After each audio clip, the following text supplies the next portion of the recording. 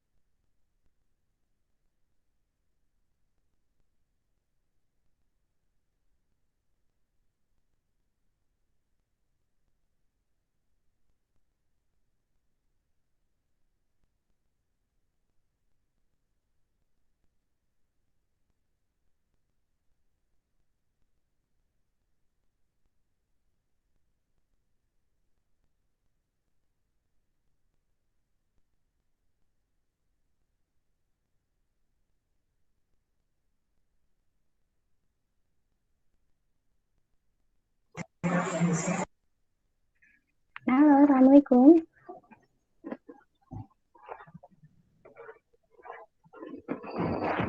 Apakah suara saya terdengar? Waalaikumsalam, terdengar Ibu. Terima kasih. Yang hari ini hadir, pesertanya sudah hadir semua ya?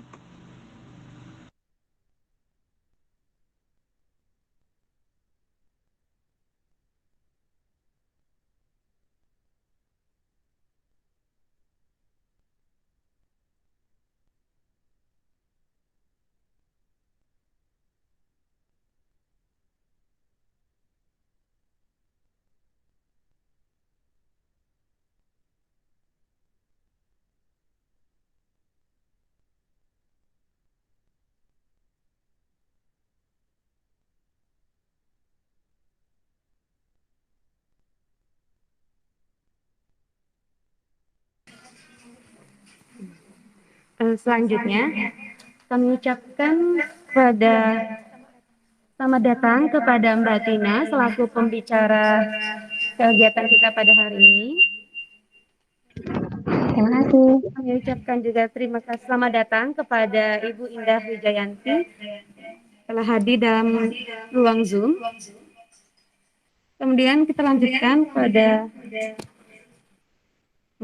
kemudian kita akan lanjutkan kegiatan pada perkenalan moderator acara kita kali ini. Perkenalkan, nama Sofiatul Karimah, mahasiswa dari jurusan Ekonomi Syariah. Pakai mic aja yang lab. Enggak, soalnya berkena, tahu nggak ya kena ini. Enggak, tadi waktu aku nyoba yang di laptop itu bisa dia depan ini, tapi nggak usah dideketin, pakai mic kedengeran. Ada coba yang dari sini aja, jangan di sini. Harapnya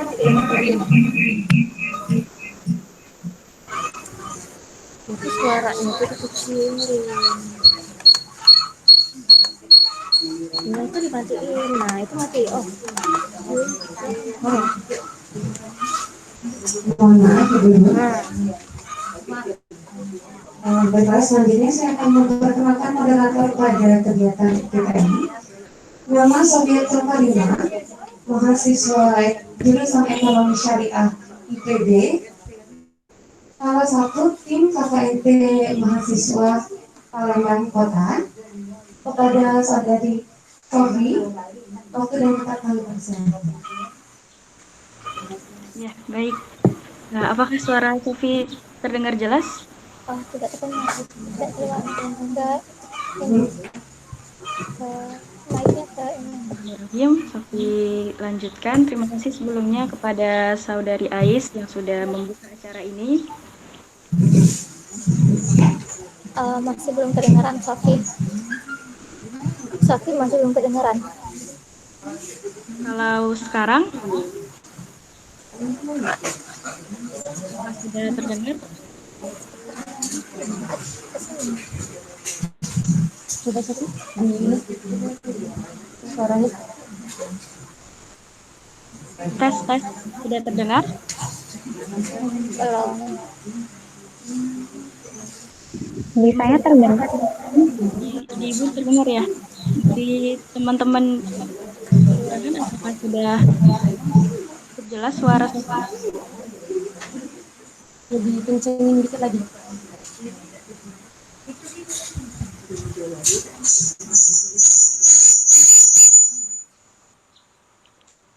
Bagaimana? Sudah aman? Baiklah, Sofi coba teruskan terlebih dahulu. Ya, selamat pagi Bapak-Bapak, Ibu-Ibu, dan Mbak Tina yang Sofi hormati. Pada pagi hari ini kita akan mengadakan webinar terkait gizi seimbang peningkat imunitas. Sebelumnya, Oh iya, Sofi ucapkan juga selamat datang kepada Ibu Indah selaku dosen pembimbing kita di kegiatan KKNT pagi hari ini. Untuk mengefektifkan waktu, Sofi akan langsung memperkenalkan terlebih dahulu CV dari Mbak Tina, pemateri kita pada pagi hari ini. Beliau berasal dari Bangkalan ya Mbak, dengan nama lengkap Mbak Purnawati Hustina Rahman, Sarjana Gizi, Master Gizi, dengan latar belakang pendidikan yang wah kelihatannya sulit ya Mbak menempuhnya ini, sampai magister hingga di magisternya juga kumulat, Masya Allah. Semoga materi yang hari ini disampaikan gampang diterap sehingga lebih mudah diterapkan.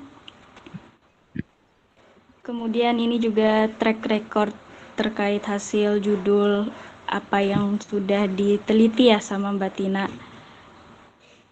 Cukup banyak dan cukup panjang yang Sofi dapatkan.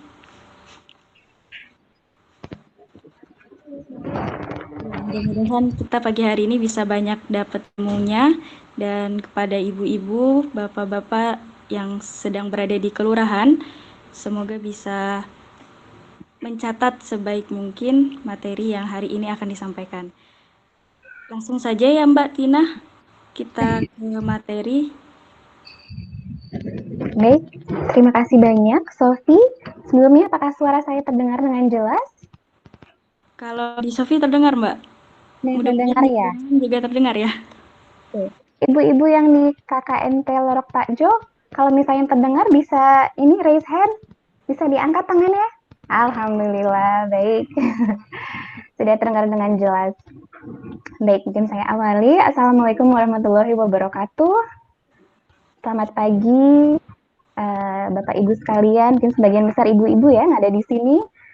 Sebelumnya saya ingin mengucapkan banyak terima kasih, utamanya untuk kelompok KKN yang sudah mengundang saya, dan juga kepada Ibu Indah Wijayanti selaku DPL kelompok KKN ini. Terima kasih atas undangannya, Bu.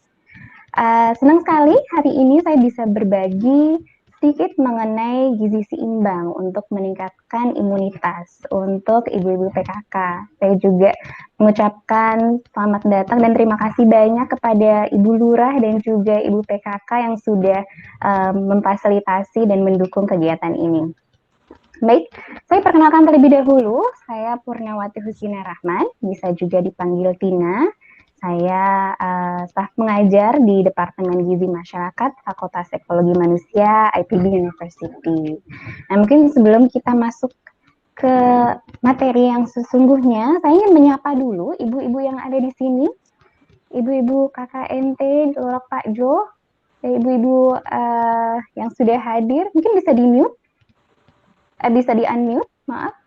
Apakah sudah sarapan ibu-ibu? Sudah, alhamdulillah. Sudah semangat ya Bu ya untuk mengikuti sesi hari ini? Iya.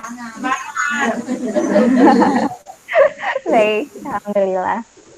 Ya, mungkin ibu-ibu di sini sudah bosen ya mendengar informasi-informasi terkait dengan COVID, karena ini sebetulnya sudah lama ya Bu ya.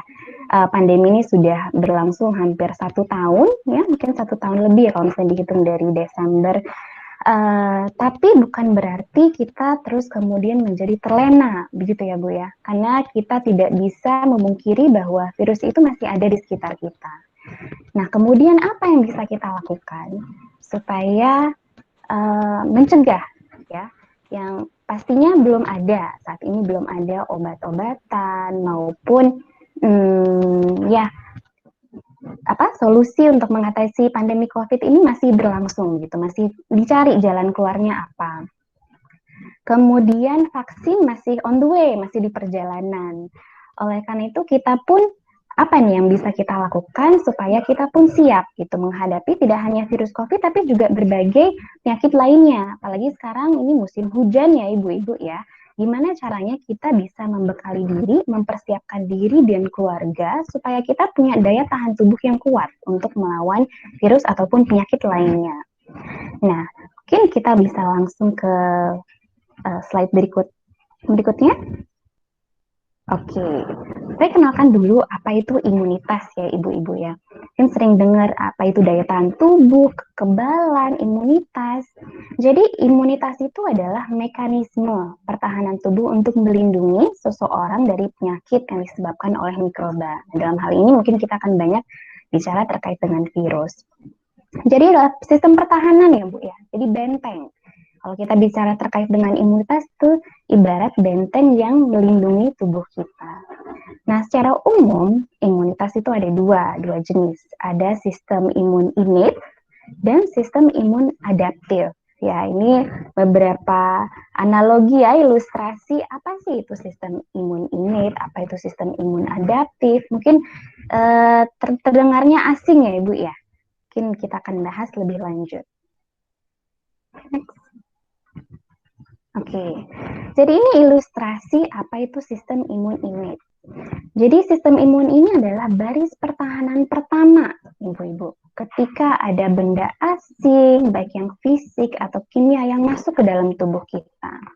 Nah, yang pertama ada penghalang fisik. Contoh penghalang fisik itu kulit kita.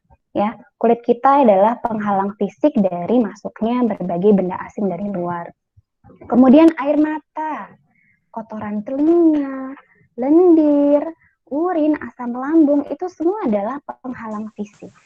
Jadi kalau misalnya ibu-ibu contohnya ya, mungkin ada yang pernah sakit mata, ya sakit mata, tapi kemudian keluar air mata yang banyak. Itu adalah mekanisme tubuh untuk mengeluarkan benda asing tersebut dari tubuh kita. Kalau kita batuk contohnya ya, itu adalah mekanisme tubuh untuk mengeluarkan benda asing yang masuk ke tenggorokan, akhirnya dikeluarkan, gitu ya, dikeluarkan bakteri atau kotoran yang ada di dalam tenggorokan. Asam lambung, jadi tubuh kita itu sudah dibuat sedemikian rupa yang secara apa ya punya kemampuan untuk menghalangi, gitu ya, masuknya bakteri, virus ataupun jamur.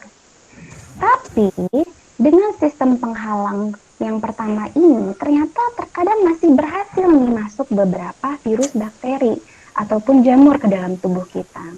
Ini contohnya yang kedua ini ya. Ini ada beberapa yang masuk nih dari pagar. Nah, ketika ada bakteri atau virus masuk ke dalam tubuh kita, ini ada pertahanan pertama ini, ada sel imun innate. Mereka itu sifatnya seperti pemungut sampah gitu ya. Jadi virus, bakteri atau benda asing yang masuk ke dalam tubuh itu diambil sama mereka dan dibuang gitu ya. Jadi ada sel-sel yang tugasnya adalah memungut benda-benda asing ini. Nah, tapi ketika si sel imun ini memerlukan bantuan, ada benda asing yang tidak bisa ditangani oleh mereka. Dia akan memanggil temannya, yaitu sel imun adaptif. Nah, seperti apa sih sel imun adaptif? Next. Nah, si sel imun adaptif ini seperti gengnya nih Bu ya. Geng yang menangkal virus-virus berbahaya dari tubuh kita. Jadi dia tidak hanya mengenali benda asing itu, dia udah mencirikan nih, oh ini benda asing si A. Maka dia akan keluarkan nih si pembunuhnya. Ada pembunuhnya yang nanti akan mentargetkan si benda asing tersebut dan mengeluarkannya dari tubuh, begitu. Jadi dengan unit pertahanan khusus ini ada si pembantu istilahnya ya, ada sel B, ada si pembunuh ini, mereka bekerja bersama-sama untuk mengeluarkan benda asing dari tubuh sehingga tubuh kita menjadi lebih sehat dan tidak terserang penyakit yang disebabkan oleh benda asing tersebut. Next. Nah, kekebalan tubuh ini ya, baik yang sistem imun adaptif maupun yang sistem imun innate, ini sangat bergantung kepada kecukupan gizi. Nah, baik itu kualitas maupun kuantitas. Kalau kualitas itu contohnya ini ya, kita harus melihat jenisnya, dari jenis zat gizi. Sedangkan kuantitasnya itu adalah jumlahnya. Nah, karena sel sistem imun ini terbentuk dari zat gizi, maka mereka sangat bergantung nih kepada kecukupan gizi kita. Mereka ibaratnya adalah mobil ya yang perlu bekerja, sedangkan zat gizi itu adalah bensinnya supaya mereka bisa bekerja dengan baik. Oke. Nah, di masa adaptasi kebiasaan baru ini tentu kita ingin meningkatkan daya tahan tubuh kita ya ibu-ibu ya, supaya mereka bisa bekerja secara optimal, supaya bentengnya tidak banyak celahnya gitu ya untuk dimasuki oleh virus maupun bakteri. Nah, bagaimana caranya? Salah satu upaya yang perlu dilakukan adalah pemenuhan gizi seimbang. Nah, di sini saya akan membahas lebih banyak apa itu gizi seimbang dan kemudian apa makanan-makanan yang perlu diperhatikan untuk meningkatkan sistem imun tubuh. Oke, kita masuk dulu kepada pedoman gizi seimbang. Apa sih itu PGS? Gizi seimbang gitu ya. Jadi kalau kita lihat di gambar ini adalah tumpeng gizi seimbang. Ya, jadi pedoman ini adalah susunan makanan sehari-hari yang mengandung zat gizi dalam jenis dan jumlah yang sesuai dengan kebutuhan tubuh. Ini, pedoman gizi seimbang ini menjadi sangat penting. Kenapa? Karena merupakan fondasi untuk pemeliharaan daya tahan tubuh kita. Kalau misalnya nih, ibu-ibu kita langsung merekomendasikan vitamin A, B, C ini yang harus dikonsumsi, tapi tanpa didasari dengan pola hidup yang bergizi seimbang, itu tidak akan berfungsi secara maksimal. Oleh karena itu, di sini saya tekankan kita penuhi dulu gizi seimbangnya. Nah, mungkin sesuatu yang baru, mungkin sesuatu yang tidak ya ibu-ibu. Pedoman gizi seimbang ini lahirnya dari mana? Mungkin kita bisa masuk ke slide selanjutnya. Ya, mungkin ibu-ibu dulu kenalnya dengan 4 sehat 5 sempurna ya. Dengan gambar ini, 4 sehat 5 sempurna ini sudah lama sekali ya, dan menjadi slogan yang hingga saat ini tuh masih diingat oleh masyarakat. Nah, kalau kita lihat apa sih bedanya 4 sehat 5 sempurna dengan tumpeng gizi seimbang yang saat ini digunakan? Jadi kalau di 4 sehat 5 sempurna, kalau ibu lihat ini ya gambar yang kedua nih, ya gambar yang kedua. Di sini 4 sehat 5 sempurna hanya menunjukkan jenis makanan yang dikonsumsi. Ada makanan pokok di sebelah kiri ya, di situ ada singkong, nasi, jagung. Kemudian di sebelah kanan ada sayur mayur. Di bawah itu kemudian ada lauk pauk. Kemudian di sebelah kanannya itu ada buah-buahan dan di tengahnya itu ada susu. Jadi dulu sebelum ilmu gizi itu berkembang pesat, susu itu dianggap sebagai primadona, ibu-ibu. Jadi nggak lengkap nih kalau nggak minum susu. Tapi kemudian seiring dengan berjalannya waktu, dengan perkembangan ilmu pengetahuan, susu itu ternyata merupakan bagian dari protein hewani yang memiliki fungsi yang sama sebetulnya dengan lauk pauk yang lainnya. Dia memiliki fungsi yang sama seperti ikan, telur, keju, susu, ayam, tahu, tempe gitu ya. Sehingga di tumpeng gizi seimbang ini perubahannya dia itu diletakkan bersamaan nih dengan golongan protein yang lainnya. Nah, karena berbagai perkembangan ini akhirnya 4 sehat 5 sempurna sudah tidak lagi digunakan ibu-ibu, tapi sudah pada gizi seimbang. Nah, gizi seimbang ini pedoman yang sangat lengkap. Tidak hanya memperhatikan jenisnya, tapi juga porsinya. Berapa banyak sih yang harus kita konsumsi supaya tubuh ini kita optimal gitu bekerjanya. Kemudian juga memperhatikan aktivitas fisik, memperhatikan anjuran minum air putih, juga mendorong kita untuk mencuci tangan secara teratur dan juga menimbang berat badan supaya kita juga memantau diri sendiri apakah kita ini kelebihan atau kekurangan gizi begitu supaya kita bisa melakukan upaya perubahan secara cepat. Oke, next. Oke, ini secara detailnya ya ibu-ibu ya, tumpeng gizi seimbang. Kalau kita lihat ini bentuknya tumpeng. Pertama dari bentuknya dulu ya Bu ya. Bentuknya tumpeng karena ini ideal dengan makanan khas Indonesia. Nggak ada nih di luar negeri yang makannya tumpeng.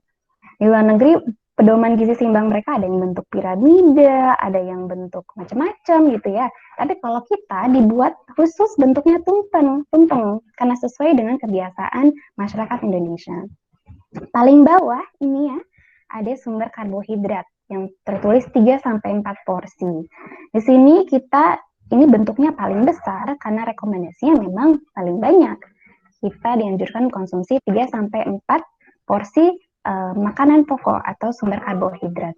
Yang fungsi utamanya adalah energi, untuk memberikan energi untuk produktif, untuk beraktivitas. Nah, di sini karbohidrat tuh nggak hanya nasi aja, ya. Ada banyak pilihannya. Ternyata nasi itu bisa digantikan dengan jagung, bisa digantikan dengan singkong, ubi, apalagi di sini tepung ya, bisa digantikan dengan gandum, jadi roti, mie, ya. Itu semua sumber karbohidrat yang punya fungsi yang sama. Kemudian kita naik lagi ke level berikutnya. Di sini ada sayur-sayur, 3-4 porsi. Loh, kok sama gitu ya? Kok sama antara porsi sayur dengan porsi karbohidrat? Nah, memang anjurannya nanti akan terlihat ya pada saat saya menunjukkan isi piringku.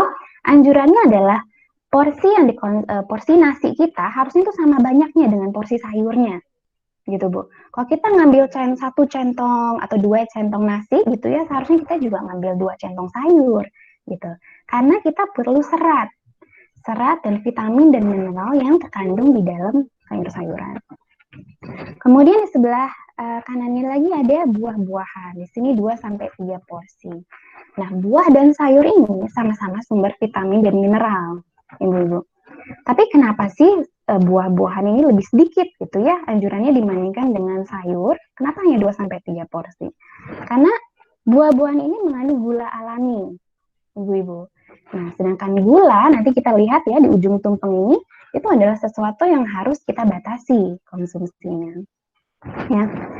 Oke, kemudian masuk lagi ke atasnya. Kita dianjurkan mengkonsumsi sumber protein 2-4 porsi. Nah, sumber protein ini macam-macam, ada protein hewani, ya, contohnya itu telur, ikan, daging, apalagi keju, yang semua berasal dari hewan, itu adalah sumber protein hewani. Kemudian ada juga sumber protein nabati, tahu, tempe, kacang-kacangan, ya Ibu-ibu, itu sama-sama fungsinya sebagai zat pembangun. Nah, untuk anak-anak, ini sangat penting untuk pertumbuhannya mereka, karena mereka bisa tumbuh karena protein ini. Selain itu, protein ini juga salah satu bahan baku utama untuk pembentuk kekebalan. Sehingga ini sangat perlu diperhatikan ya jumlah lauk pauknya. Jadi kita kalau ngambil nasi jangan banyakkan nasinya gitu ya. Memang harus banyakkan nasinya, tapi kita harus memperhatikan lauk pauknya juga gitu ya Bu ya. Jangan sampai cuma satu potong gitu. Kita harus memperhatikan jenis dan juga jumlahnya agar sesuai. Kemudian di atasnya lagi ini ada gula, garam, dan minyak. Ini paling ditaruh di puncak tumpengnya karena memang konsumsinya paling sedikit. Ada gula, garam, dan minyak di sini yang harus kita batasi. Kenapa di sini ditonjolkan? Karena saat ini banyak sekali kejadian obesitas, Ibu-ibu ya, dan tingginya penyakit tidak menular. Contohnya itu diabetes, contohnya hipertensi atau tekanan darah tinggi, contohnya stroke, ya. Ini semakin banyak terjadi. Nah, ini anjurannya 4 sendok makan gula, kemudian batasannya untuk garam itu 1 sendok teh, dan minyak 5 sendok makan. Ini adalah batasan untuk mencegah terkenanya penyakit kronis atau tadi penyakit tidak menular seperti ya tadi obesitas, kemudian penyakit jantung, hipertensi, diabetes, dan sebagainya. Nah, kemudian di sini di dalam tumpeng gizi seimbang ini ada anjuran untuk minum air putih sebanyak 8 gelas sehari. Air putih ini juga penting, walaupun dia tidak mengandung zat gizi, tapi air putih ini diperlukan untuk memperlancar metabolisme. Ini kalau kita kekurangan air putih, ini bisa mempengaruhi suhu tubuh kita, gitu ya, menjadi tidak yang seharusnya. Kemudian bisa menyebabkan konstipasi atau sulit BAB kalau kita kurang air minum. Jadi ini perlu diperhatikan juga. Nah, di sini sudah ada anjurannya. Jadi sebelum COVID ini ada, ini sudah dianjurkan cuci tangan dengan sabun, gitu ya. Dan ini seringkali yang suka disepelekan sebelumnya. Kalau makan langsung aja gitu ya. Padahal ini juga penting dan sudah disarankan di dalam pedoman gizi seimbang. Kemudian ini dianjurkan untuk melakukan aktivitas fisik ya secara teratur. Aktivitas fisik ini nggak selalu bentuknya olahraga ya ibu-ibu ya. Bisa bentuknya nyapu, ngepel. Itu namanya aktivitas fisik. Beda dengan olahraga. Kalau olahraga itu sesuatu yang teratur. Ya, yang kita punya target khusus misalnya bermain sepak bola, mungkin untuk ibu-ibu bermain sepeda atau lari pagi atau jalan pagi ya. Nah ini aktivitas fisik yang lainnya itu juga bisa membantu mengeluarkan toksik dan dari tubuh ya dan juga meningkatkan kebugaran. Kemudian di sini juga ada anjuran untuk memantau berat badan. Nanti lebih lanjut akan saya bahas setelah ini. Next. Oke, ini satu-satu. Pertama anjuran untuk gizi seimbang adalah konsumsi makanan beragam. Kenapa makanan yang beragam? Kenapa harus macam-macam gitu ya? Kenapa nggak makan itu-itu aja? Karena tidak ada satu makanan tunggal pun yang mengandung semua zat gizi yang diperlukan. Ya. Oleh karena itu kita perlu makanan yang beragam. Dari sayuran, makanan pokok, lauk pauk, buah-buahan. Ini idealnya porsinya ya. Kalau kita taruh di dalam piring, kita sebut ini isi piringku, ini pembagiannya seharusnya seperti ini.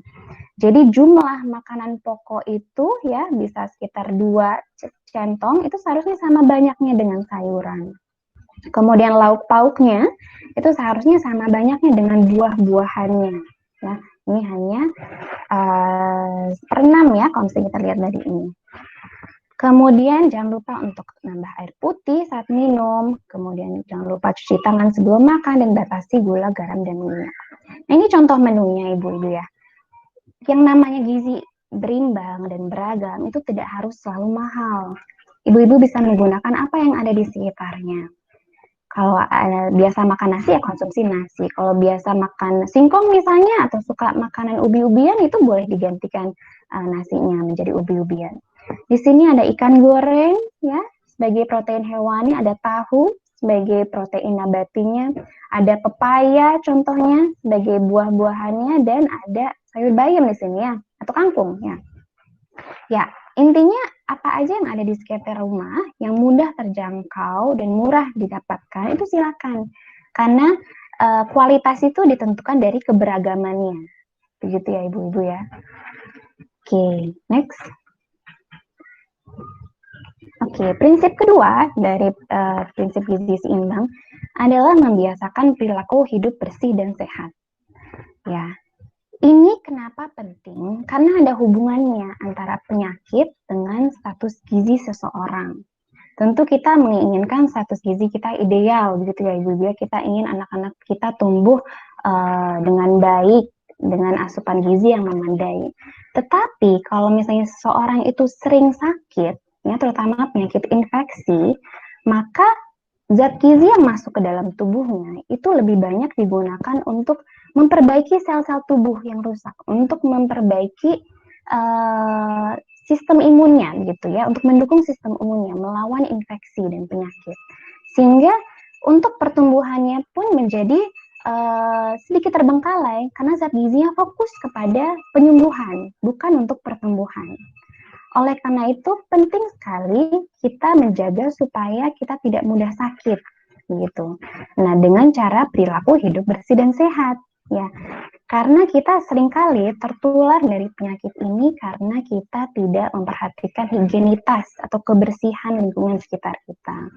Dengan langkah-langkah yang mudah seperti mencuci tangan sebelum dan sesudah makan ya. Setelah kita memegang benda asing dari luar misalnya, kita sebelum menyentuh wajah, kita pakai hand sanitizer atau mencuci tangan dengan sabun terlebih dahulu. Itu adalah upaya-upaya perilaku hidup bersih dan sehat. Kemudian di dalam sini juga ada banyak sebetulnya ya pesan perilaku hidup bersih dan sehat. Di antaranya itu memeriksakan kehamilan di tenaga kesehatan, kemudian memberikan ASI eksklusif, menindang bayi di posyandu, ya, menggunakan air mengalir, cuci tangan dengan sabun, menggunakan jamban yang sehat, memberantas nyamuk, mengkonsumsi makanan yang bergizi beragam, aktivitas fisik, dan hindari merokok. Ya, ini mungkin pesan untuk bapak-bapaknya ya, barangkali ada yang masih merokok, ini penting untuk dikurangi setidaknya ya, selama masa-masa ini di mana dapat meningkatkan resiko untuk terkena berbagai penyakit. Baik, next. Oke, prinsip keempatnya adalah melakukan aktivitas fisik. Nah, kenapa aktivitas fisik ini sekarang diperhatikan? Karena ini berkaitan dengan tadi, Bu, meningkatnya jumlah masyarakat yang mengalami obesitas. Karena seringkali obesitas, penyakit tidak menular itu muncul karena kurang gerak, ya. Mungkin kita merasa ini ya, maksudnya merasa terlena di rumah, apalagi di masa pandemi kita terbatas ruang geraknya, tidak bisa kemana-mana, jadi tidak melakukan aktivitas fisik, padahal itu kurang baik gitu. Aktivitas fisik ini bisa mengeluarkan toksin-toksin dari tubuh, meningkatkan kebugaran fisik, otot-otot kita menjadi bugar gitu ya ibu-ibu, sehingga ini sangat membantu untuk meningkatkan kekebalan. Nah tadi seperti yang saya sampaikan, aktivitas fisik ini nggak hanya bentuknya olahraga. Senam ini jika bisa mengajak keluarga senam bareng-bareng pagi-pagi itu sangat baik sekali. Berjalan atau lari-lari atau lari kecil gitu ya di sekitar rumah itu juga baik. Tapi kegiatan rumah tangga pun bisa dilakukan, menyapu, mengepel. Saya yakin ibu-ibu di sini udah ini ya, terbiasa setiap pagi rutinitasnya. Kalau ada tangga, naik turun tangga, kemudian nyuci gitu ya, itu sudah mengeluarkan aktivitas fisik. Tapi ada minimalnya nih Bu, minimal waktu 30 menit. Kalau bisa aktivitas fisiknya dilakukan minimal dengan durasi 30 menit. Dan anjurannya setidaknya 3 kali seminggu. Kalau bisa dilakukan lebih dari itu, lebih baik. Gitu. Nah, ini saya pasang matahari di sini. Kenapa? Karena ada anjuran nih, Bu, untuk meningkatkan daya tahan tubuh. Ini ada anjuran untuk terpapar sinar matahari atau berjemur. Ya. Kenapa? Ini berkaitan dengan vitamin D. Vitamin D adalah salah satu zat gizi yang dapat meningkatkan daya tahan tubuh kita. Ya, nah vitamin D ini secara alami ada di dalam tubuh, ada di kulit kita, ibu-ibu. Tapi bentuknya vitamin D yang ada di kulit itu tidak aktif. Dia akan aktif jika terpapar sinar matahari. Nah, sinar matahari yang tepat untuk mengkonversi ini ya merubah vitamin yang tidak aktif tadi menjadi aktif itu antara pukul 10 sampai 12 siang. Selama 10 menit, nggak perlu lama-lama. Nah, selama 10 menit ini, ibu-ibu bisa manfaatkan untuk ini ya, berkebun, untuk nyapu di halaman rumah, ya, atau mengajak anaknya untuk membantu di pekarangan sekitarnya, supaya terpapar sinar matahari. Nah, ini baiknya kalau misalnya bisa melakukan aktivitas fisik ini sekalian pada saat berjemur tadi. Jadi efisien gitu ya. Oke, next. Oke, selanjutnya, ya. Kemudian prinsip keempat dari prinsip gizi seimbang adalah memantau berat badan.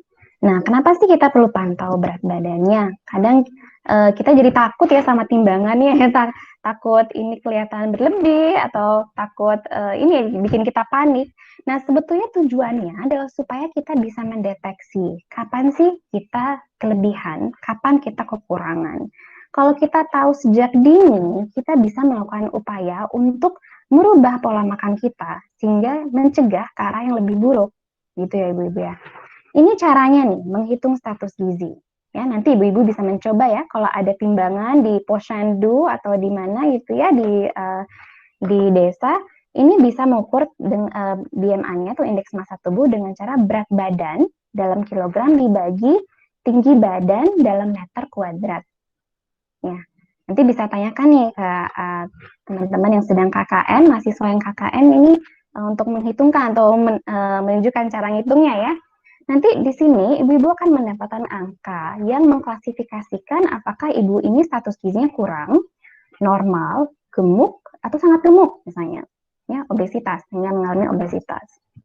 Nah, kalau ibu sudah tahu sejak saat ini, ibu bisa melakukan upaya perubahan, ya kan? Jadi lebih aware, lebih tahu, oh saya harus mengurangi nih makan yang berlemaknya, oh atau saya harus meningkatkan makannya yang sebelumnya jarang konsumsi. Mungkin hanya makan 2 kali sehari, harus ditingkatkan gitu. Ya, gitu ya ibu. Next. Oke. Nah, kalau gizi seimbangnya sudah terpenuhi, ya tadi sudah beragam, kemudian dalam sekali makan sudah mengandung tadi ya ada komponen karbohidrat, sayur, buah, dan lauk pauk, baru kita bisa fokus pada makanan lain yang bisa meningkatkan daya tahan tubuh kita. Memang salah satu anjurannya adalah meningkatkan konsumsi sayur dan buah. Kenapa? Karena sayur dan buah ini mengandung vitamin dan mineral ini yang dapat meningkatkan daya tahan tubuh kita. Ini salah satunya adalah vitamin C. Ya, mungkin sering terdengar ya ibu-ibu ya. Salah satu anjuran atau ya rekomendasi untuk meningkatkan daya tahan tubuh adalah mengkonsumsi makanan bersumber vitamin C. Nah, vitamin C itu nggak melulu jeruk, nggak melulu lemon.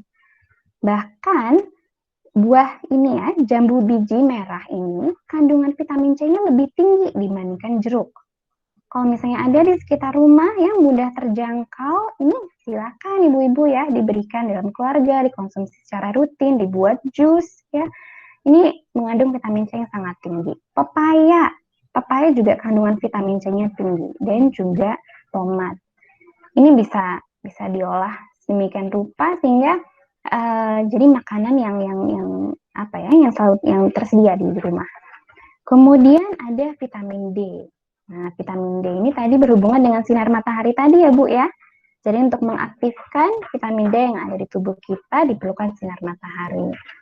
Nah, sumber vitamin D dari makanan paling banyak sebetulnya ada di ikan-ikanan, terutama ikan laut. Tapi juga ada di telur, kemudian di jamur ya, olahan susu, karena susu itu diperkaya dengan vitamin D ya. Jadi itu bisa membantu meningkatkan asupan vitamin D. Ada juga vitamin E. Ya, vitamin E ini dia contohnya ada di alpukat, ada di minyak kelapa, minyak biji matahari, kemudian sawi ya, sayuran berdaun hijau, brokoli itu mengandung vitamin E. Selanjutnya, oke, nah ini ada teman-temannya protein nih. Biasanya dalam pangan protein hewani ada satu complete package, ada zat besinya, ada sengnya, ada seleniumnya. Nah, ini ketiganya ini penting juga untuk meningkatkan daya tahan tubuh karena tadi sel-sel imun itu sebetulnya terbentuk dari zat-zat ini. Jadi contohnya ini ada daging merah nih, contoh zat besi. Di sini saya tonjolkan hati ayam. Kenapa? Karena hati ayam ini paling murah dan mudah didapatkan. Ya, hati ayam ini kandungan zat besinya tinggi. Kemudian ada telur, ada kacang kedelai, ada kerang ikan dan sayuran hijau. Zinc atau seng ya, bukan seng atap rumah ya ibu-ibu ya. Nah, ini juga diperlukan nih, ada daging-dagingan, kemudian ada hati, gandum, ayam, jamur, bawang putih, dan satu lagi selenium. Selenium ini banyak ada di telur, kemudian ayam, hati juga, dan sebagainya. Nah, kalau ibu-ibu perhatikan, jenis makanan ini banyak yang sama ya, antara zat besi, selenium, seng, dan sebagainya. Artinya sebetulnya kalau kita memperhatikan asupan protein hewani ataupun protein nabati kita dengan baik, itu sudah terdapat nih zat besi, seng, dan seleniumnya secara alami dalam bahan makanan tersebut. Oke, next. Nah, selanjutnya ada rempah-rempah. Nah, ini sering kali ditanyakan, apakah iya rempah-rempah ini bisa meningkatkan daya tahan tubuh? Ini banyak sekali ya, sekarang ini banyak empon-emponan gitu ya. Banyak jamu yang keluar ya, yang anjuran untuk minum tanaman obat ya, tanaman obat keluarga.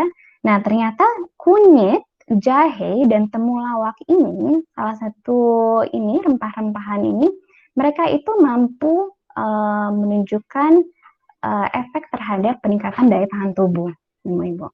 Ya, sama halnya untuk daun jambu jika direbus gitu ya, dia juga punya efek yang baik untuk daya tahan tubuh. Sebetulnya banyak rempah-rempahan yang menunjukkan ini, diantaranya meniran, sambiloto, kemudian ada bawang putih dan sebagainya. Tapi penting untuk diperhatikan untuk mengkonsumsi rempah-rempahan itu tidak boleh berlebihan, ibu-ibu. Jadi ini seperti obat. ada dosisnya, ada kadar maksimalnya gitu. Walaupun dia bukan obat racikan yang bahan kimia, tapi dia mengandung berbagai senyawa kimia yang sebetulnya bisa membantu meningkatkan daya tahan tubuh.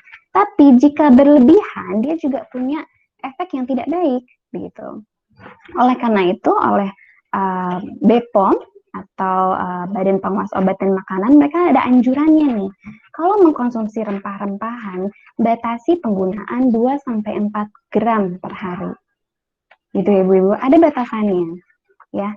Dan karena belum banyak penelitian atau informasi bagaimana efeknya terhadap ibu hamil dan menyusui, maka tidak dianjurkan untuk pemberian rempah-rempahan ini kepada ibu hamil dan menyusui. Gitu. Jadi boleh mengkonsumsi ini sekali-sekali untuk meningkatkan daya tahan tubuh karena juga terbukti memiliki efek yang demikian, tapi penting untuk memperhatikan dosisnya supaya tidak berlebihan, itu yang penting. Karena kelebihan pun jadi kurang baik untuk kesehatan ginjal, ya, akan memperberat fungsi ginjal. Oleh karena itu kita harus perhatikan batasannya. Nah ini juga nih khusus untuk daun jambu ini bagus untuk penderita diabetes. Tapi lagi-lagi tidak dianjurkan untuk dikonsumsi dalam jangka waktu yang lama. Di sini ada anjurannya tidak dikonsumsi lebih dari 30 hari. Dan ini cara membuatnya ya, dengan merebus daun segar atau daun kering selama 10 menit, kemudian harus langsung dihabiskan dalam 1 hari. Jadi ini adalah berbagai upaya yang bisa kita lakukan dari segi makanan, ya ibu-ibu, untuk meningkatkan daya tahan tubuh. Kemudian next. Nah, selain makanan, ada banyak sebetulnya anjuran lain, upaya-upaya yang bisa kita lakukan untuk meningkatkan daya tahan tubuh. Tadi kita sudah bahas terkait dengan olahraga dan terpapar cukup sinar matahari ya. Perbanyak buah dan sayur, itu sudah banyak kita bahas. Pola hidup bersih dan sehat ya. Kemudian jangan lupa untuk jaga jarak fisik dari orang lain. Dan ini mungkin yang sering kali terlewat, cukup tidur atau istirahat. Ini mungkin seringkali disepelekan. Mungkin ibu-ibu ada yang pernah mengalami ya, misalnya sehari begadang, terus besoknya harus bangun pagi, bangun-bangun itu rasanya kok nggak enak badan gitu ya. Entah jadi agak anget-anget gitu ya, atau ngerasa nggak fit aja, nggak bugar. Itu karena sebetulnya ketika tidur, itu tubuh kita tuh berproses gitu ya. Tubuh kita tuh mengeluarkan hormon-hormon yang dapat meningkatkan kekebalan tubuh sebetulnya. Jadi kalau misalnya kita tidurnya kurang, kita istirahatnya kurang, kecapean, diforsir, bekerja dan sebagainya gitu ya, itu juga akan mempengaruhi daya tahan tubuh kita. Nah, ini sebaiknya dilakukan secara bersama-sama, ibu-ibu. Tidak berat sebelah, misalnya hanya olahraga, tapi makanannya buah dan sayurnya nggak diperhatikan.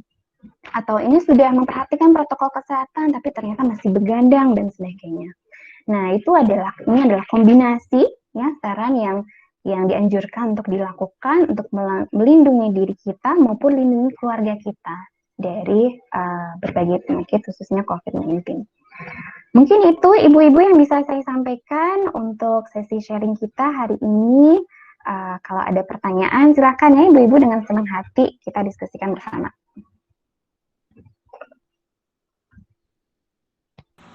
Ya, alhamdulillah baik. Terima kasih Mbak Tina atas materinya yang simpel tapi bahasanya mudah dipahami gitu ya. Alhamdulillah. Banyak pertanyaan mungkin bagi ibu-ibu yang berada di kelurahan terkait materi gizi seimbang peningkat imunitas ini. Untuk selanjutnya, ya kita akan, Sofi sebagai moderator akan membuka termin 1 terlebih dahulu bagi 3 penanya. Apakah di teman-teman yang lain yang ada di kelurahan mungkin bisa memantau adakah yang ingin bertanya atau mengacungkan tangan dari ibu-ibu?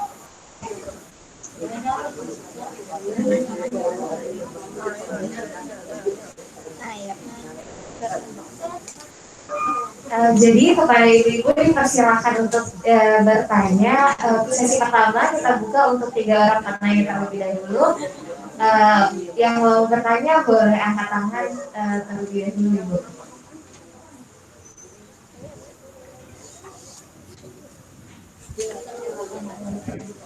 Apakah ada yang ingin bertanya, Ibu?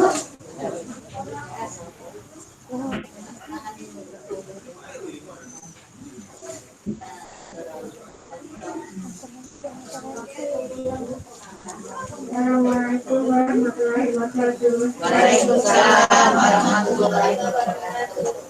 Di sini temanya COVID-19 itu termasuk mitos atau fakta? Oh ya. Terima kasih. Iya. Baiklah, terima kasih Ibu. Apakah ada yang ingin ditanya ditanya lagi? Bapak Ibu dipersilakan.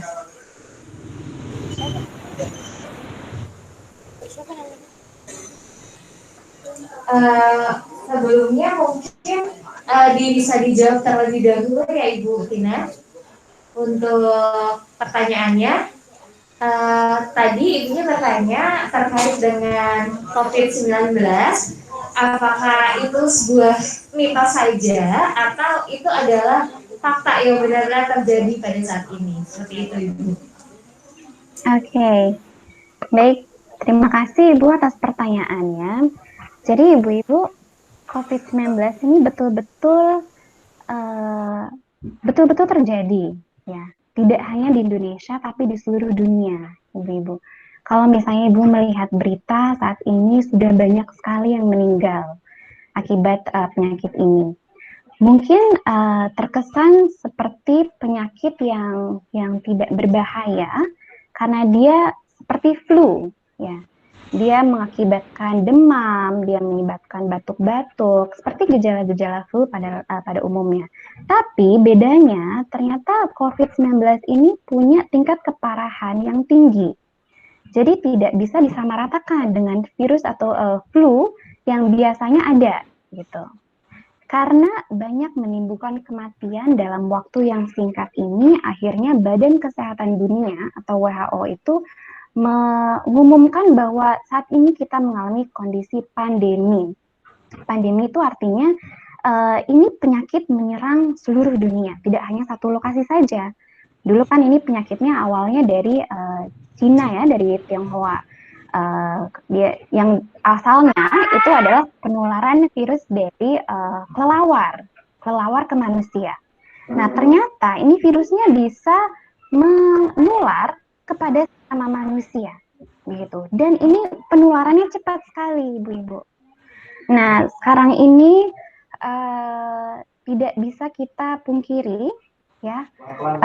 Walaupun kayaknya jenuh ya Bu ya, virus COVID terus ya di berita, dan rasanya itu menegangkan dan menyeramkan mungkin untuk ibu-ibu sekalian, tapi itu masih ada di sekitar kita, gitu. Dan bagaimana sih penularannya? Kalau ibu-ibu tadi perhatikan, tadi sistem imun innate atau penghalang fisik itu ada di mukosa atau ada di lendir, ada di air mata dan sebagainya. Jadi itu adalah tempat-tempat di mana virus itu sebetulnya bisa masuk, ya, dari mulut, dari hidung, dari mata. Jadi kalau misalnya kita ketemu dengan orang yang tidak tahu nih, dia tuh sebetulnya sudah terinfeksi, kemudian dia batuk dari sekitar kita, kemudian dia batuk, kemudian cipratan air lendir yang dari batuknya tersebut kena tubuh kita, kemudian kita nggak sengaja kucek-kucek mata, kita nggak sengaja menggunakan tangan kita yang terkena cipratan itu untuk makan, itu virusnya akan masuk ke dalam tubuh kita. Jadi kita suka nggak sadar, gitu ya. Ini karena virus ini nggak ada bentuknya ya, misalnya kita nggak bisa lihat dengan kasat mata, jadi rasanya jadi sepele, dianggap sepele oleh orang-orang. Padahal itu ada, walaupun tidak terlihat oleh kasat mata, itu ada dan itu sangat berbahaya gitu kalau misalnya terkena. Nah memang reaksi COVID-19 ini ke tubuh setiap individu itu beda-beda. Orang yang memiliki imunitas yang kuat, ibu-ibu ya, kekebalan sistemnya sangat baik, dia menjaga pola makan yang sangat baik, dia tidak punya penyakit bawaan, reaksinya dia akan lebih sederhana. Mungkin ada yang tidak menimbulkan gejala sama sekali, ya disebutnya yang OTG ya, tanpa gejala. Ada yang menimbulkan gejala ringan seperti demam, hilangnya indera perasa, kemudian batuk-batuk, tapi masih bisa ditangani di rumah. Tapi banyak juga yang reaksinya ternyata sangat parah begitu, hingga perlu dioksigen, hingga perlu perawatan khusus gitu ya, sehingga menimbulkan banyak kematian begitu.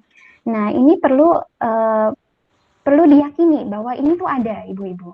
Dan kalau misalnya kita sendiri tidak melakukan upaya pencegahan, nah bagaimana kita bisa melindungi diri kita dan keluarga gitu. Jadi yang utama kita harus percaya bahwa ini adalah suatu virus yang betul terjadi, ini adalah masalah kesehatan yang sangat ini dihadapi di seluruh dunia. Tapi walaupun hal itu terjadi, ada upaya yang bisa kita lakukan untuk mencegahnya. Itu dengan cara meningkatkan kekebalan tubuh kita dan juga untuk tadi berjaga jarak, menggunakan masker, sering cuci tangan dan sebagainya. Mungkin itu yang bisa saya sampaikan. Ya. Baik, terima kasih Mbak Tina atas jawabannya. Mungkin sekedar menambahkan juga ya buat ibu-ibu yang ada di sana. Iya betul, COVID itu ada, Bu. Sekarang pun sebenarnya posisi Sofi berada di rumah karena Ibu Sofi positif COVID, sudah melakukan tes. Tapi alhamdulillahnya ini udah masuk 2 minggu ya, berarti udah 14 harian. Hari ini banget lagi tes lagi apakah hasilnya negatif atau masih positif. Jadi kita pun yang berada di rumah ini isolasi mandiri jatuhnya. Mungkin kenapa teman-teman di sana berenam ada di sana, Sofi dari rumah gitu. Alhamdulillah mendengar penjelasan Mbak Tina tadi terkait imun, sepertinya kita keluarga yang lain selain ibu lebih cenderung aman gitu, karena sejauh ini sih belum merasakan gejala batuk gitu-gitu, belum ada. Tapi kalau dari ibu sendiri memang merasakannya, nggak bisa ngerasa, nggak bisa nyium, makan apa aja tuh kayak yang nggak ada rasa gitu. Yang udah pedes banget pun katanya nggak ada rasa, padahal kita udah nyicip duluan sebelum dianterin gitu di kamar, udah pedes banget gitu. Jadi perlu berhati-hati sih memang. Nah, barangkali kalau imunnya dirasa kuat nggak masalah, tapi kita pun, maksudnya Sofi sebagai yang usianya lebih muda, dikhawatirkannya OTG gitu. Tapi nanti maksudnya sebelum keluar akhirnya memutuskan untuk ikut isolasi mandiri dan sudah melakukan tes dan alhamdulillah hasilnya negatif. Cuman hari ini ibu masih ke lab dulu buat tes kedua lah sebelum yang pertama dinyatakan positif. Itu kali buat sekedar tambahan meyakinkan bahwa sebenarnya iya benar COVID itu ada. Barangkali ada baik, terima kasih kepada Sofi dan juga Mbak Tina. Kita buka pertanyaan selanjutnya. Jadi kepada ibu-ibu yang masih ingin bertanya, dipersilakan. Ibu Dewi. Assalamualaikum warahmatullahi wabarakatuh. Yang akan saya tanyakan di sini, mengapa perokok aktif dan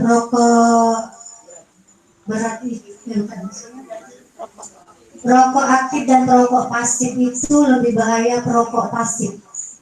Itu benar atau salah, dan yang mohon diberi penjelasannya. Terima kasih. Baiklah, selanjutnya kepada Ibu. Terima kasih teman kami. Di sini kami sedikit mau menanyakan kepada masyarakat awam, itu sering bertanya kepada kami, karena kami juga ini di ibu di sini hampir semuanya kader-kader posyandu. Jadi masyarakat sering bertanya, apa dan bagaimana cara membedakan virus COVID-19 dengan penyakit TB baru? Satu, TB baru. Kedua, ya, karena di sini di saat ini, di masa pandemi ini, bulan ini pun itu banyak sekali musim, ya, musim hujan, musim banjir, musim panas, dan juga musim buah. Dan di sini sudah jadi hukum alam. Kalau kita kebanyakan makan durian, makan rambutan, karena itu tadi menyebabkan manisnya nggak keturunan, jadi sering terjadi penyakit batu. Dan seperti apa yang saya alami sendiri, saat ini sedang terkena demam tetapi tidak panas. Alhamdulillah sudah dites kemarin itu negatif untuk COVID-19, tapi batuk belum sembuh. Nah, yang ingin saya tanyakan ini adalah bagaimana cara membedakan penyakit batuk biasa, flu biasa, dengan penyakit virus COVID-19. Mengingat kalau kita flu, kalau kita demam, itu sama sekali makan tidak enak. Penciuman juga berkurang. Nah, jadi di sini kami butuh penjelasan dan juga untuk merantaikan kepada masyarakat yang awam dengan COVID-19. Demikian, wassalamualaikum warahmatullahi wabarakatuh. Waalaikumsalam warahmatullahi wabarakatuh. Terima kasih Ibu. Jadi untuk yang pertanyaan pertama tadi terkait dengan perokok ya Ibu, itu bagaimana penjelasannya bahwa perokok pasif itu ternyata dinyatakan lebih berbahaya dibandingkan dengan perokok aktif. Nah, yang untuk pertanyaan kedua itu bagaimana membedakan virus orang terkena COVID dan juga terkena penyakit batuk biasa ataupun dengan penyakit TB paru ya Ibu. Seperti itu Ibu. Kepada Ibu Tina dipersilakan untuk menjawab. Oke, baik. Terima kasih atas pertanyaannya. Sebetulnya ada beberapa pertanyaan tersebut lebih kepada tenaga medis ya Ibu ya. Sedangkan saya sendiri sebetulnya kapasitasnya ada sebagai ahli gizi, tapi saya akan berusaha menjawab pengetahuan saya gitu ya Ibu. Pertama terkait dengan perokok pasif. Kenapa perokok pasif ini juga berbahaya? Ya, saya menyampaikan juga bukan lebih berbahaya karena saya tahu dampak terhadap dua-duanya itu juga tinggi, baik bagi perokok aktif maupun perokok pasif. Yang membahayakan bagi perokok pasif tentunya adalah asap rokoknya yang mengandung sekitar bisa ribuan bahan kimia yang berbahaya yang bisa menyerang saluran pernafasan gitu ya. Apalagi untuk anak-anak jika mereka terpapar oleh asap rokok sedangkan imunitas mereka itu belum terbentuk secara sempurna sehingga mereka tidak bisa menyaringnya dengan baik gitu ya dan berdampak langsung terhadap kesehatannya. Nah, di sini saya tidak berkapasitas untuk menyampaikan apakah ini lebih berbahaya atau tidak, tapi menurut saya dua-duanya berbahaya, Ibu. Jadi untuk si perokok aktifnya dia bahayanya tidak hanya dari rokok, dari asapnya, tapi dari rokoknya itu sendiri, dari nikotinnya, dari zat-zat yang dia dia hirup langsung dari batang rokoknya, bukan dari asapnya, itu pun sudah berbahaya. Nah, untuk perokok pasif itu menjadi ikut ya tertular dengan bahayanya karena menghirup asap rokoknya tadi, yang juga banyak mengandung kontaminan-kontaminan yang berbahaya untuk tubuh. Itu yang bisa sampaikan terkait dengan rokok. Kemudian pertanyaan kedua terkait dengan cara membedakan apakah kita ini COVID atau kita sedang penyakit lainnya, begitu ya Ibu-Ibu ya. Terus terang sampai saat ini belum ada tanda-tanda atau yang gejala-gejala yang bisa membedakan batuk COVID dengan batuk yang tidak gitu. Karena pertama reaksi setiap individu terhadap COVID ini berbeda-beda gitu ya. Ada yang tidak batuk sama sekali, ada yang hanya merasakan demam.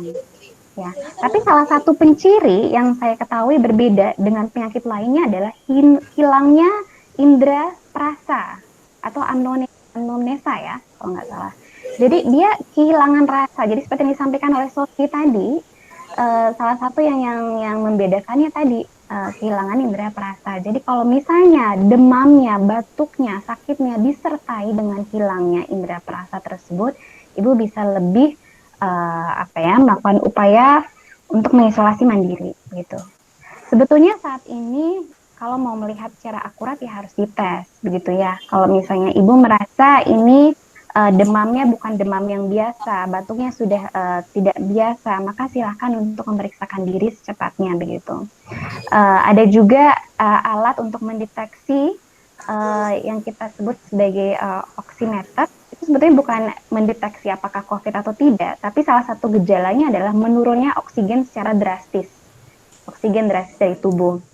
Itu alat yang bisa dijepit gitu di jari untuk melihat kalau misalnya di bawah 90 itu artinya salah satu gejalanya. Tapi tidak bisa bisa memastikan apakah itu COVID atau tidak. Jadi selama ini memang belum ada yang secara cepat seperti itu, Bu. Jadi memang harus memeriksakan diri jika memang merasa ragu begitu ya dengan apa yang dialaminya, periksakan kepada tenaga medis, bisa cek antigen, bisa cek PCR atau apa yang sekiranya mudah dilakukan untuk memastikan bahwa dirinya ini aman. Tapi saran saya ibu-ibu, apapun penyakitnya yang dialami, jika merasa demam, jika merasa batuk dan sebagainya, lebih baik untuk kita diam dulu di rumah begitu. Untuk memastikan bahwa setidaknya kita tidak menularkan kepada orang lain gitu ya. Apapun penyakitnya, mau COVID, mau flu biasa dan sebagainya. Jadi kita jadi lebih mawas diri begitu. Sehingga kalau kita sakit, kita juga lebih sigap, lebih aware begitu ya terhadap lingkungan sekitar. Mungkin itu yang bisa saya sampaikan. Baiklah, terima kasih Ibu Tina. Jadi seperti yang Ibu Tina sampaikan tadi bahwa untuk yang perokok semuanya itu berbahaya, baik itu yang aktif, yang merokoknya sendiri, ataupun kita yang pasif yang menerima asapnya. Jadi mungkin baik-baiknya kita ibu-ibu sendiri untuk menjaga dirinya mungkin untuk agak jauhin atau seperti itu, seperti yang lainnya. Selain itu untuk yang kedua terkait dengan COVID tadi, benar kata Ibu Tina, sangat sulit untuk cara cepat apalagi hanya melihat dengan langsung seperti itu. Mungkin salah satu gejalanya tadi mungkin ketika kita flu biasa hanya rasanya aja kurang enak ya Bu ya, tapi kalau COVID itu mungkin seperti yang diceritakan Sofi tadi benar-benar tidak merasakan apapun gitu. Kalau kita demam kan mungkin hanya menurunnya nafsu makan, terus rasanya juga nggak terlalu enak seperti biasa, tapi masih bisa merasa. Tapi untuk pastinya semuanya lebih baik untuk ditindaklanjutin, dicek ke tenaga medis yang untuk mendapatkan hasil yang pasti. Sekiranya masih ada kepada ibu-ibu yang mau bertanya, dipersilahkan. Wah, Ibu. Ya, Assalamualaikum warahmatullahi wabarakatuh. Ini kami ingin tahu juga ya, kenapa orang OTG itu bisa dikatakan atau terkena juga bisa COVID-19 itu? Kenapa? Mereka nggak ada gejalanya sama sekali. Orangnya itu sehat, kok bisa terkena juga COVID-19 itu kenapa? Baiklah, terima kasih Ibu. Jadi saya ulangi, kenapa orang OTG itu disebut juga orang yang terkena COVID ya Ibu ya, seperti itu. Mungkin kepada Ibu Tina dipersilakan untuk menjawab. Baik, terima kasih Ibu. Terkait dengan orang tanpa gejala, nah ini lagi-lagi berkaitan dengan sistem imun tubuh ya. Orang yang tanpa gejala itu artinya dia ketika dites darahnya secara laboratorium di dalam darahnya itu mengandung virus COVID, begitu Bu. Tetapi karena imunnya ya, kondisi fisiknya baik, imunitasnya baik, dia tidak menimbulkan gejala. Artinya sel ini nih, sel sistem imun yang adaptif ini, dia tuh mampu melawan virusnya, tapi virus itu masih ada di dalam tubuh, gitu Bu. Nah, virusnya menjadi tidak berbahaya untuk dirinya, tapi OTG ini masih bisa menyebarluaskan virusnya ke orang lain. Nah, ini yang menjadi bahaya sebetulnya. Kenapa orang OTG ini harus juga ikut isolasi mandiri? Karena jika dia batuk, jika dia keluar, bicara dengan orang lain tanpa masker, itu resiko penularannya itu masih ada. Sehingga jika orang lain terkena misalnya cipratan atau cairan dari tubuh si OTG ini tidak sengaja, kalau orang itu tidak punya kekebalan yang sama dengan si ini, dia punya kekebalan yang lebih rendah, dia orang yang beresiko, dia punya penyakit bawaan yang lain, dia bisa terkena dan mendapatkan gejala yang lebih serius begitu. Padahal OTG ini tidak menunjukkan gejala, tapi karena dia menyebarkan virus itu ke orang lain tersebut sistem imunnya tidak kuat, maka dia bisa memperlihatkan gejala-gejala yang serius begitu, Bu. Jadi dilihat dari tes darahnya, Ibu. Apakah seorang itu positif atau tidak dilihat dari tes darahnya.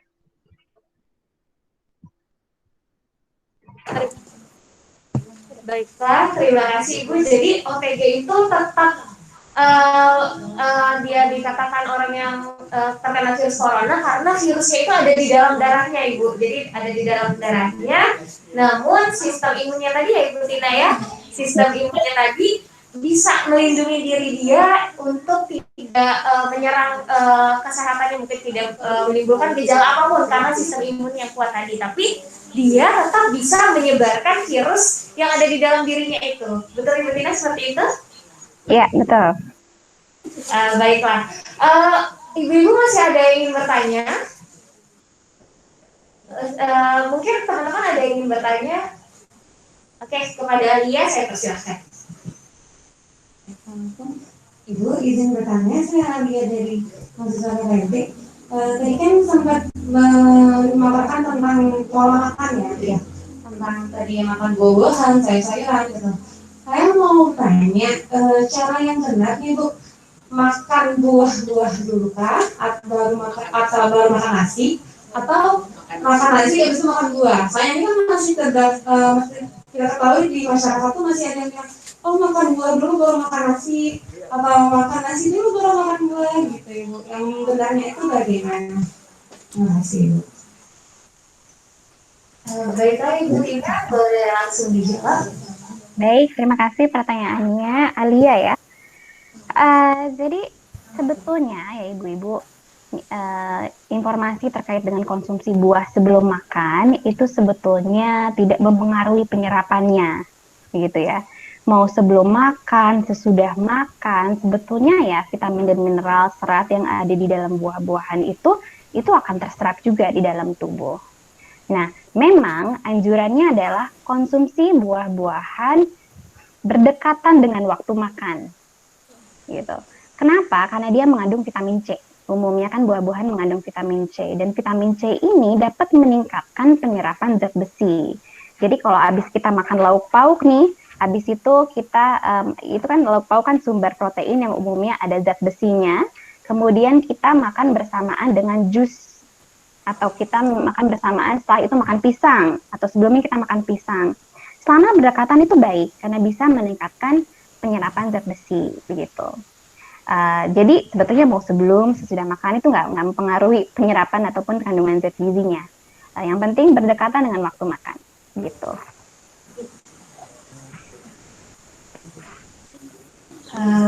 Baiklah Ibu, sudah jelas sepertinya. Masih ada yang ingin bertanya lagi Ibu?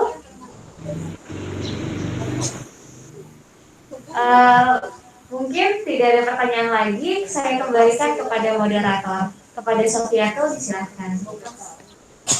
Ya, terima kasih pada Indri yang sudah membantu ya untuk mengoneksikan kondisi di sana pertanyaannya ke forum virtual kita pada siang hari ini gitu, pagi menuju siang. Berhubung sudah semakin siang dan dirasa cukup atas pertanyaan dan jawaban dari materi gizi seimbang peningkat imunitas pada pagi hari ini yang disampaikan dari Ibu Tina. Sofi selaku moderator mengucapkan terima kasih banyak Ibu atas kesediaannya pagi dan menuju siang hari ini mengisi materi di kelompok KKNT Kota Palembang. Terima kasih juga kepada ibu-ibu yang ada di kelurahan, kepada Bu Lurah, kepada perwakilan Ibu PKK yang sudah mengumpulkan warga untuk hadir di kelurahan dan mendengarkan webinar pada siang hari ini gitu. Sofi cukupkan. Mohon maaf atas segala kekurangan ataupun ada salah kata yang kurang berkenan. Kepada MC kita Alia, Sofi kembalikan. Ya, baik, terima kasih Sofi, dan terima kasih juga kepada Mbak Lina udah membagikan ilmunya kita bisa sharing-sharing tentang gizi, tentang COVID gitu ya ibu-ibu ya. Semoga ilmunya yang diberikan Mbak Tina juga bisa kita terapkan dan juga kita bisa sebarluaskan lagi ke masyarakat biar ilmunya juga makin bertambah. Sebelumnya saya mau memberitahu ibu sekalian kan sudah dapat kuesioner ya tadi ya. Kami mau juga untuk mengisi dan nanti setelah ibu selesai acara silakan ibu taruh saja di kursi masing-masing.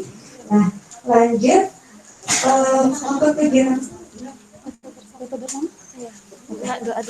lanjut ke kegiatan terakhir kita yaitu membacakan doa kepada Ibu Fatimah. Kami persilakan. Ibu setelah doa nanti ada setelah doa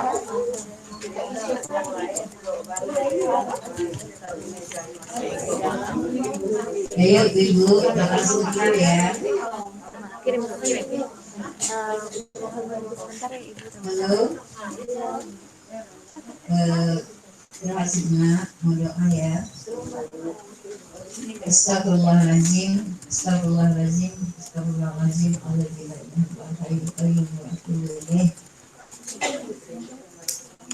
A'udzubillahi minasyaitonirrajim. Bismillahirrahmanirrahim. Alhamdulillahirabbil alamin. Wassalatu wassalamu ala asyrofil anbiya'i wal mursalin. Sayyidina Muhammadin wa ala alihi wasallam.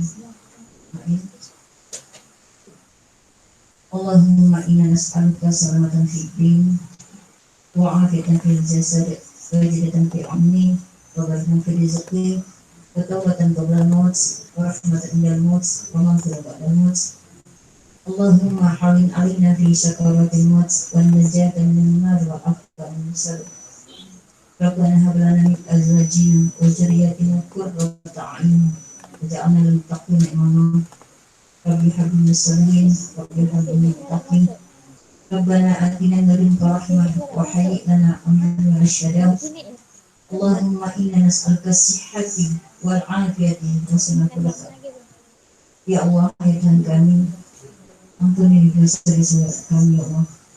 Dengarlah segala amal ibadah kami ya Allah. Beri kami kesehatan ya Allah. Beri kami angkat semua segala penyakit kami ya Allah. Jauhkan kami ya Allah dari penyakit yang berbahaya ini ya Allah. Semoga ya Allah penyakit berbahaya ini segera hilang di bumi ini ya Allah.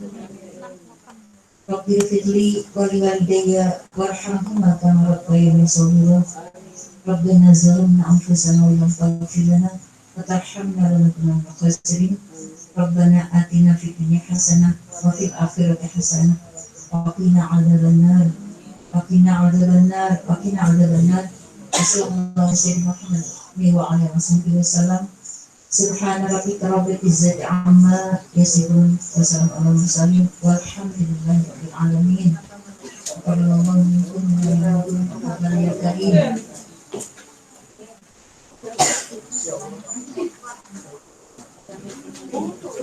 Baik, terima kasih Bu Fatimah. Selanjutnya ibu-ibu jangan langsung pulang, kita akan melakukan sesi foto bersama biar kita tahu nih ada kenang-kenangan kita sama ibu-ibunya gitu ya Bu.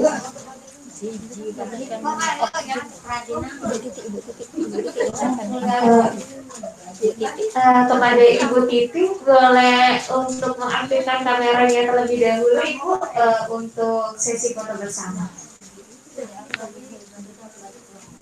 Ya, lainnya gimana?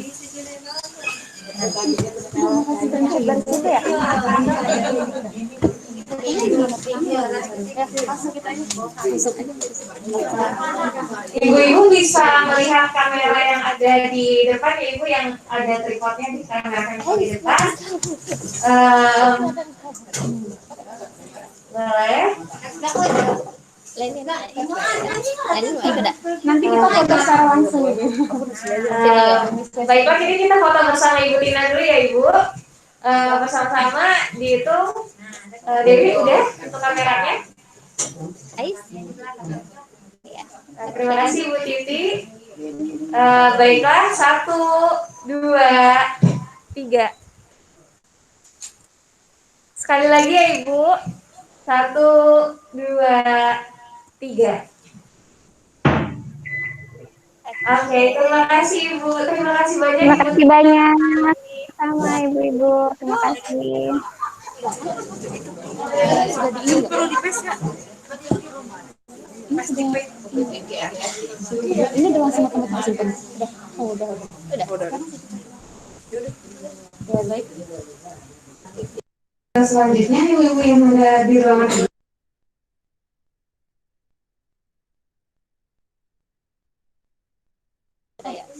Kita nanti teman-teman bisa ketemu dulu lihat foto-foto bareng-bareng sama ibunya. Bisa dimatiin. Ini udah oke. Matiin dulu ya. Matiin dulu. Ya, baik Ibu Tina. Terima kasih, Bu. Terima kasih Sofi dan teman-teman Ketbal Sun ya, Sofi dan keluarga. Terima kasih Mbak Tina, Sofi, Ibu. Putri, dan yang lainnya. Kita izin mematikan ya Ibu. Ya. Ya. Terima kasih. Ya, sama-sama.